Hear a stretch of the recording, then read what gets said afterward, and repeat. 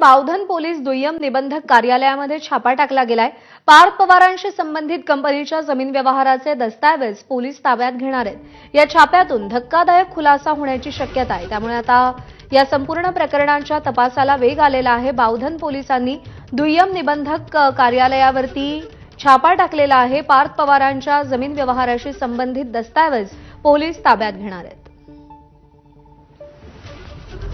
पार्थ पवारांशी संबंधित असणाऱ्या कंपनीने जो जमीन व्यवहार केला त्या प्रकरणी गुन्हा दाखल झालाय आणि आता बावधन पोलीस ऍक्शन मोडमध्ये आलेले आहे।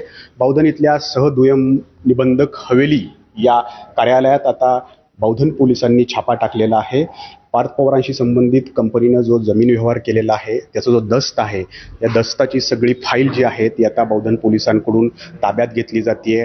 पंच सुद्धा या ठिकाणी या कारवाईच्या अनुषंगाने आहेत। या सगळ्या कागदपत्रांमधून अनेक धक्कादायक खुलासे होणार आहेत। धक्कादायक बाबी ज्या आहेत त्या ठिकाणी समोर येणार आहेत। पार्थ पवारांचा या प्रकरणाशी थेट संबंध आहे की नाही हे सुद्धा या ठिकाणी निदर्शनास येणार आहे। हा दस्त करत असताना तो चुकीच्या पद्धतीनं आणि शासनाची फसवणूक केल्याचं देखील या ठिकाणी बोललं जात आहे। तशा प्रकारचा गुन्हा सुद्धा या ठिकाणी दाखल आहे, कारण जे महसूल या ठिकाणी भरणं गरजेचं होतं त्यात खूप फसवणूक किंवा कमी घेण्यात आल्याचं देखील या ठिकाणी बोललं गेलेलं आहे। त्याच्यामुळंच या दुय्यम निबंधक कार्यालयाचे प्रमुख जे आहेत रवींद्र तारू यांच्यासह पार्थ पवारांचे मामे भाऊ दिग्विजय पाटील आणि ज्यांच्याकडे पॉवर ऑफ अटर्नी आहे ते शीतल तेजवानी यांच्यावरती गुन्हा दाखल आहे।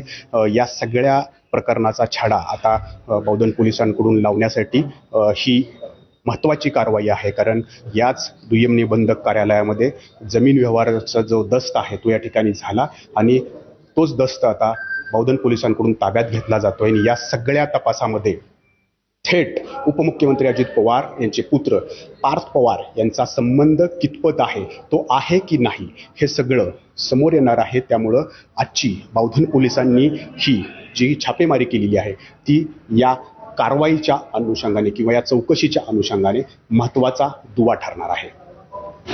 कॅमेरामन शैलेश जाधव सह नाजिमुल्ला, ABP माझा, बावधन, पुणे।